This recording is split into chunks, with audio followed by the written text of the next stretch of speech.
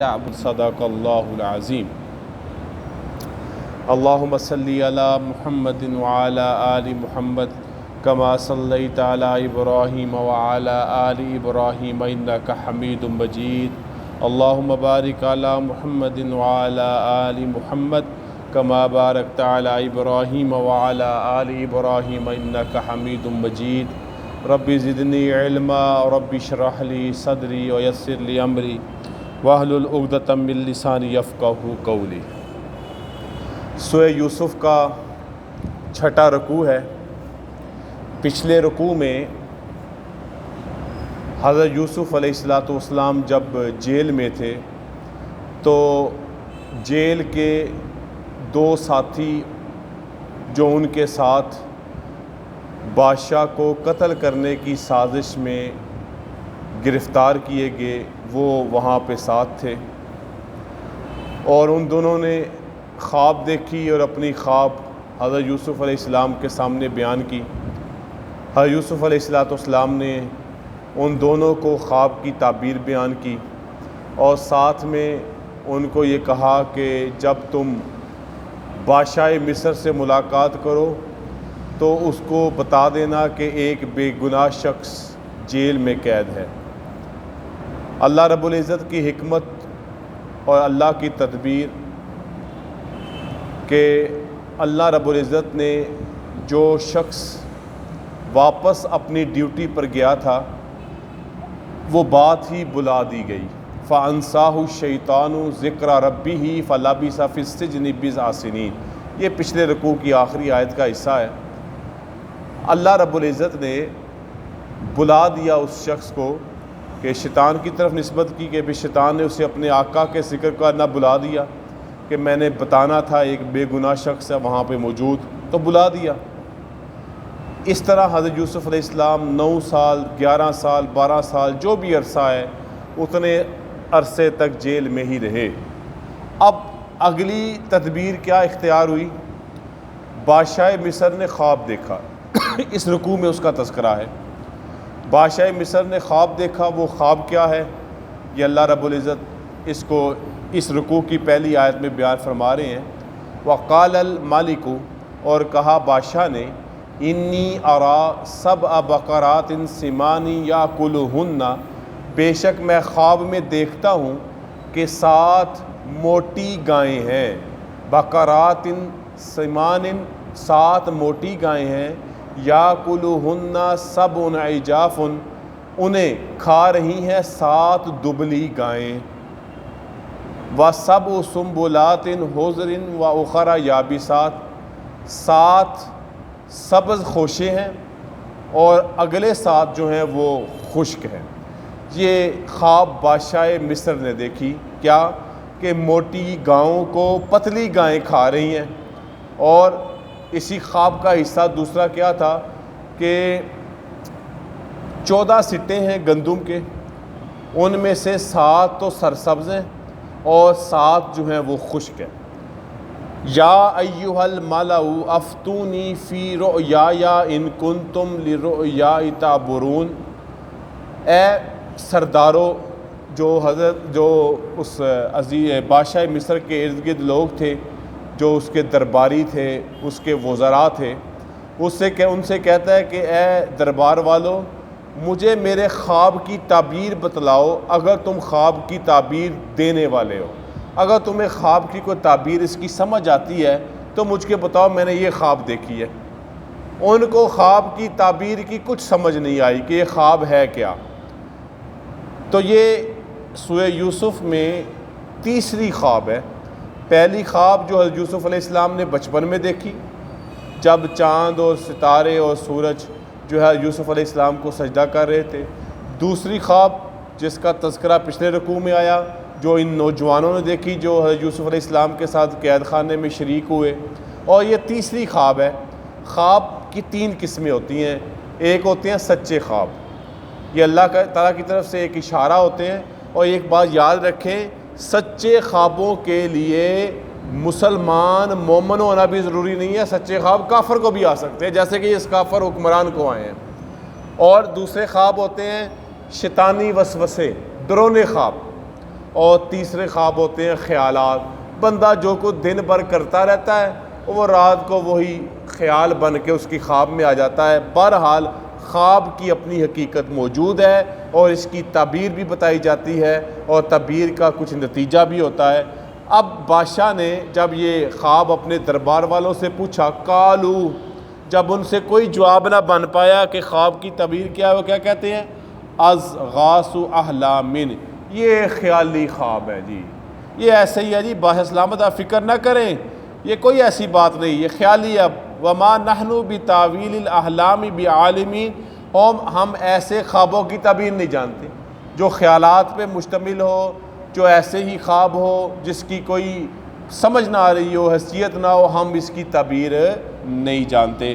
اب اسی دربار میں وہ شخص بھی موجود تھا جو حضرت یوسف علیہ السلام سے خواب کی تعبیر پوچھنے والوں میں سے تھا اور زندہ بچ گیا تھا اور بادشاہ کی خدمت میں موجود تھا. جب یہ تذکرہ آیا تو اس کو یاد آ گیا، اوہو، ایک بندہ تو موجود ہے ایسا جیل میں جو اس خواب کی تعبیر بتلا سکتا ہے.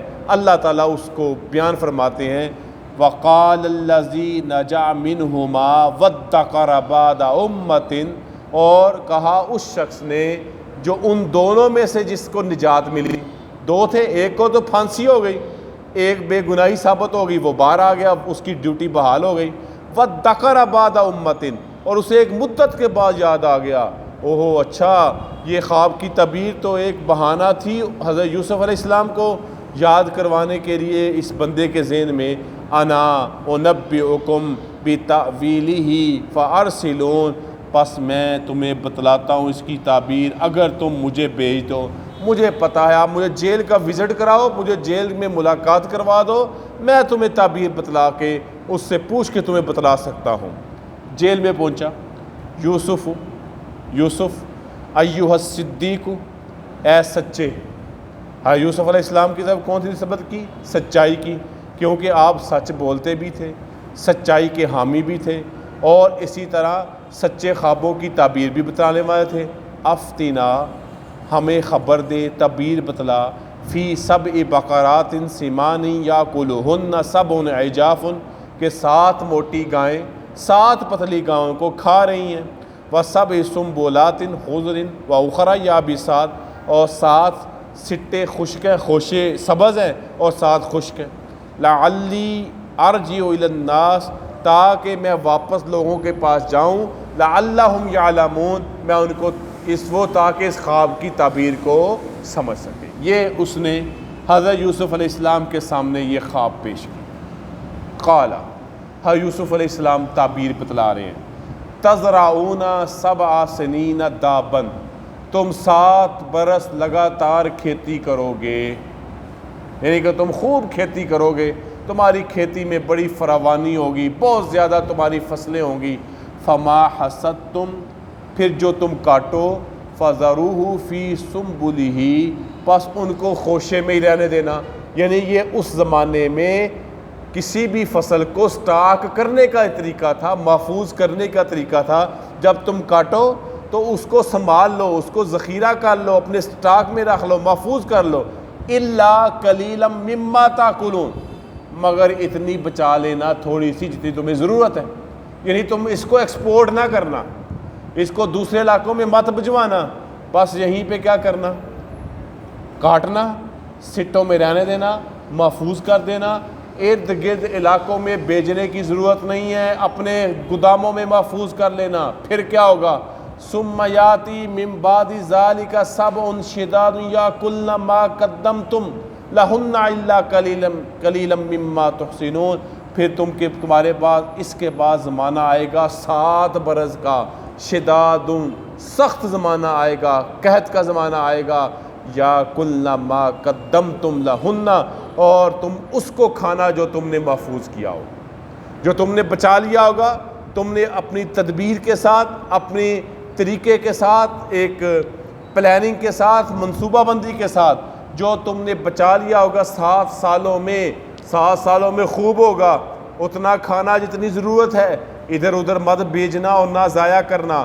7 سال تم پہ آئیں گے سختی کے، اور پھر تم ان سختی کے 5 سالوں میں قحط کے 7 سالوں میں جب تمہاری فصل بہت ہی کم ہوگی، تم نے کیا کرنا ہے؟ اب اس سے کھانا شروع کر دینا۔ مما تحسنون، وہ جو تم نے اپنے پاس روک رکھا ہوگا، وہ جو تم نے کاٹ کے فصل رکھی ہوگی، پھر کہتے ہیں 7 سال گزریں گے، پھر کیا ہوگا؟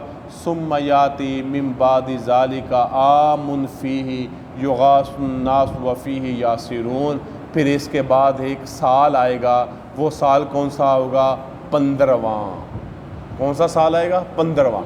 پہلے 7 سال خوب خوشحالی ہے، تم نے سٹاک کرنا ہے، محفوظ کرنا ہے، منصوبہ بندی کرنی ہے اپنے رزق کو، اپنے اناج کو بچانے کی۔ اگلے 7 سال اس میں سے استعمال کرتے رہنا ہے۔ پھر 15واں سال آئے گا، 7 گزر گئے خوشحالی کے، 7 گزر گئے خشک سالی کے، 15واں سال آئے گا فیہ یغاث الناس، اس میں لوگوں پر می برسے گا۔ اب پھر دوبارہ واپس، اب دوبارہ قحط کا اور بارشوں کی جو کمی ہے اس کا سلسلہ ختم ہو جائے گا۔ وفیہ یاسرون، اور پھر تمہاری اتنی فصل ہوگی کہ تم اپنی فصلوں کو نچوڑو گے، یعنی کہ تمہارے پاس پھر خوشحالی کا دوبارہ زمانہ آ جائے گا۔ یہ وہ خواب کی تعبیر تھی جو بادشاہ مصر نے دیکھی تھی، اور اس خدمت گزار بادشاہ کے پاس جو بندہ تھا اس نے یوسف علیہ السلام سے تعبیر پوچھی، واپس آیا اور اس تعبیر کی خبر دی بادشاہ مصر کو۔ اب بادشاہ مصر نے کیا کہا؟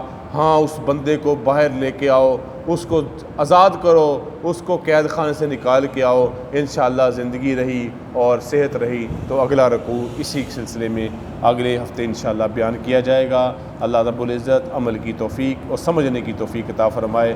وآخر دعوانا ان الحمدللہ رب العالمین۔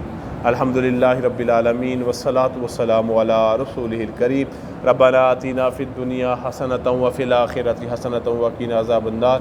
ربنا لا تزغ قلوبنا بعد إذ هديتنا وهب لنا من لدنک رحمۃ انک انت الوہاب۔ یا رب العالمین، ہر قسم کے صغیرہ کبیرہ چھوٹے بڑے گناہوں کو معاف فرما، ہر قسم کی غلطیوں کوتاہیوں کو معاف فرما۔ یا رب العالمین اپنا کرم، اپنا فضل، اپنا رحم فرما، ہر مشکل وقت سے محفوظ فرما، ہر مشقت سے مصیبت سے محفوظ فرما، ہر بیماری سے بلا سے وبا سے حفاظت فرما۔ یا رب العالمین، کل جو مینار پاکستان میں ختم نبوت کانفرنس ہو رہی ہے، یا اللہ اس کو خیر و عافیت کے ساتھ مکمل فرما، اس کو خیر و عافیت کے ساتھ مکمل فرما۔ اس میں جو رکاوٹیں حکومت کی طرف سے پیدا کی جا رہی ہیں، یا اللہ ان حکومتوں کو ان رکاوٹوں کو اپنی قدرت کاملہ سے ختم فرما اور آسانی